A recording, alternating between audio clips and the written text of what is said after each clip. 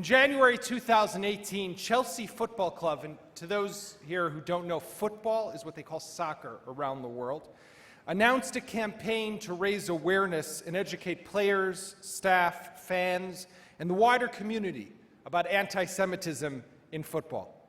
This has grown into a global operation that just a few weeks ago brought the club, which is really one of the most famous and prominent and the best in the world, to Boston to play the New England Revolution soccer team, with proceeds going to the fight against anti-Semitism. It's our pleasure to have with us today Bruce Buck, the chairman of Chelsea Football Club, who'll be interviewed on stage by Steve Lindy, editor of the Jerusalem Report. Mr. Buck.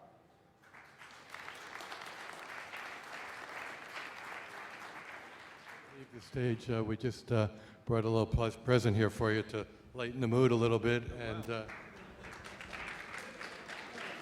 training starts on July 5th. Thank you very much. Thank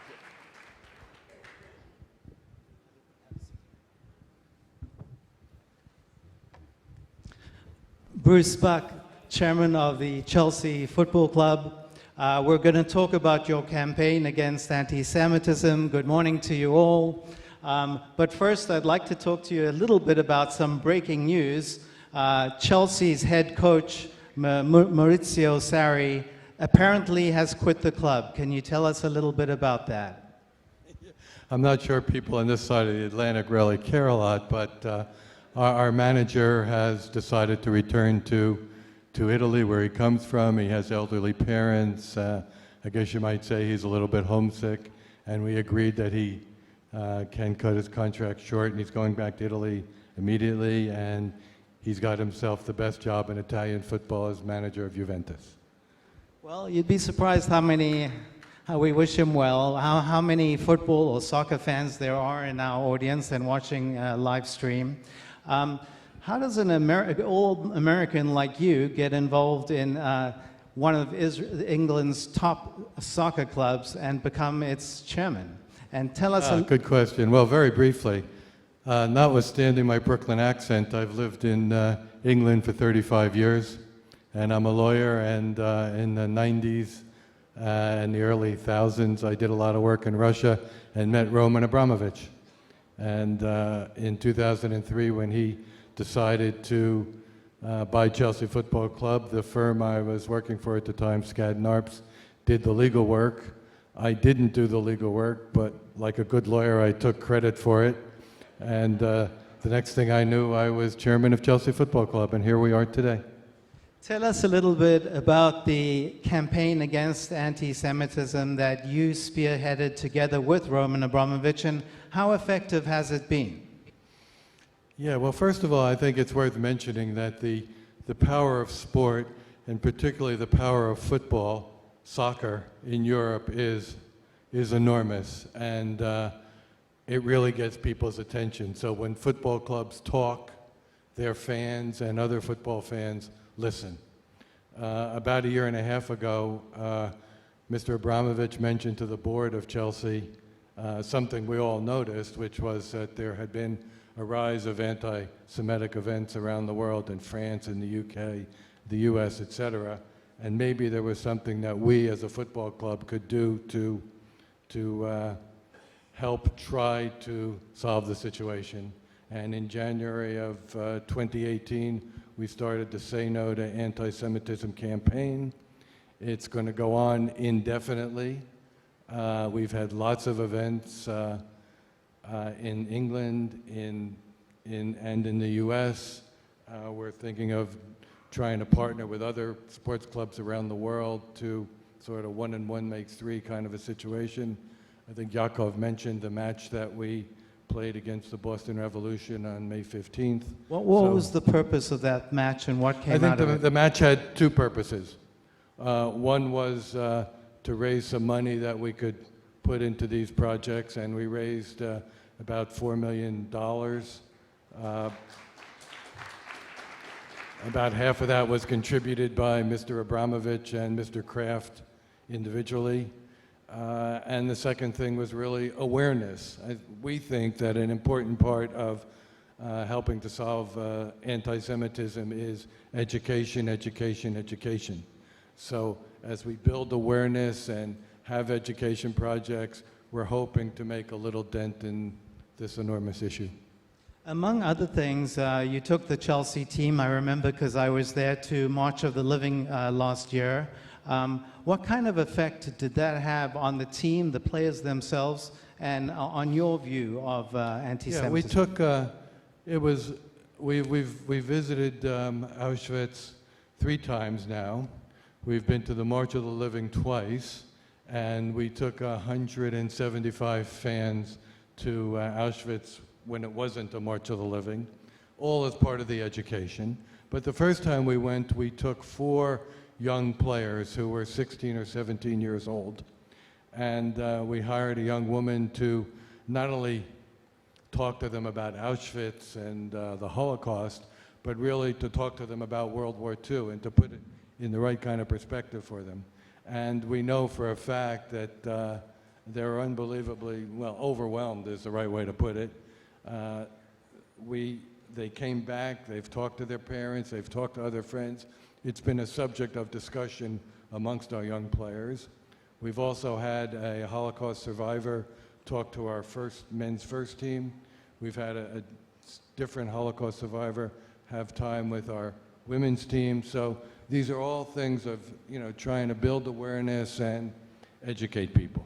Do you think other sports like American football around the world could adopt your model and be as effective? I don't see any reason why not. What then is your future vision for Chelsea and for your campaign against anti-Semitism? Yeah, I think we just keep going. It's not like it's a 1-year project or a 2-year project. We keep doing as many kinds of projects as we can. We've partnered with the World Jewish Congress, with the Anti-Defamation League, with the Community Security Trust in England. I think the proceeds of the Boston Revolution event, we're having projects with 15 different entities, including, I might add, a significant sum that we're giving to the synagogue in Pittsburgh to help them recover from the horrific event that they suffered.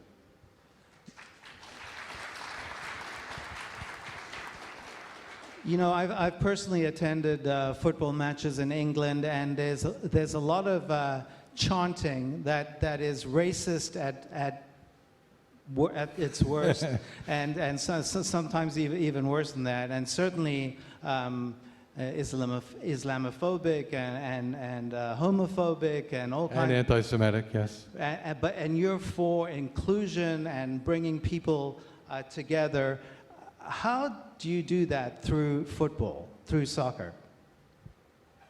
How do you stop these fans, especially the hooligans, from shouting out racist Jewish? Well, I'll give you a little example, okay? If someone says something in the stadium, yells out a racist chant, historically we would just ban them from the stadium for a year or 5 years or 10 years. And now what we do, depending on the severity of the incident, is we say, we'll let you back in the stadium, almost immediately, but first you have to go through an education program. Because we believe that the way we used to do it, if we banned someone from the stadium for a racist or anti-Semitic chant, we felt they were racist or anti-Semitic for life. We had made the situation worse. They weren't going to recover. Whereas we now believe that if we can educate them and show them where they went wrong and get them to admit where they went wrong, then we can bring these people back into society and maybe change things. So, thank you. So as we wind down, perhaps there's a lesson in this for all of us. Instead of isolating people, engaging in them and trying to educate them. Oh, definitely. I mean, that's our view, and that's what all our programs are aimed at. Let me just ask you about Roman Abramovich. I mean, he made Aliyah last year. I believe he's now the richest man in Israel. And that I don't know. what role does he play in this whole? Was this all his idea? Yeah, I think it was all his idea, and we're here in all our projects implementing it. But it's not like he just gave us the idea and then went back home. He's intimately involved in understanding what our projects are, making suggestions as why don't you do this, why don't you do that. He's very interested in the results of some of our projects. So I guess I would say he's intimately involved in this whole anti-Semitism effort that we're putting forth. Well, all I can say is kol hakavod, well done to you and Chelsea and Roman Abramovich. Keep up the good work, and thank you so much for being here at the Jerusalem Post Thank you, Conference. Steve.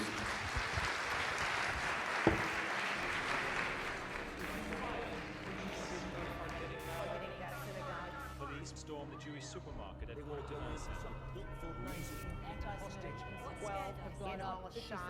hostages. I never thought this would cannot be stopped by hatred. This campaign to say no to anti-Semitism, it's really courageous. Anti-Semitism is racism. And we won't tolerate it in football or in our communities. We need to address it through education, through information, through inspiration, and that is the essence of the Chelsea campaign. To respect everyone is important, so that's my message. What do football clubs do but play football? So we thought a charity match here at the end of the season in Boston on May 15th.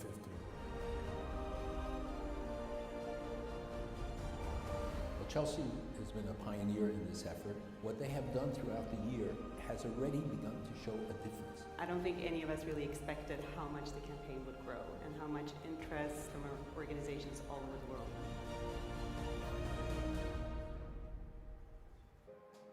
There is still a lot of hard work to achieve. We should not hate each other.